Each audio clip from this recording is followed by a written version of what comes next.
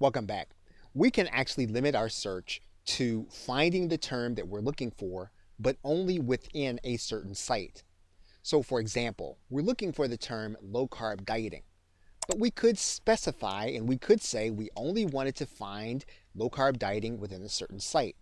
So we'll want to place the word site, then colon, and then we may want to put the site in there. In this particular case, we could use ebay.com.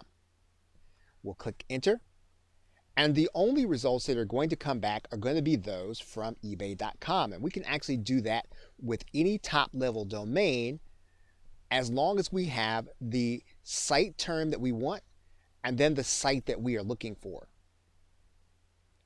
We could change this to Amazon.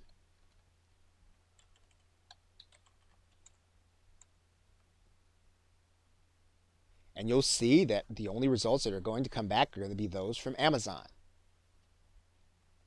So what you're telling Google basically is go to the site that I specify and then find my search terms. It's a handy way of being able to locate items or locate terms within a specific site. Okay, so with that, thanks, and I will see you in another video.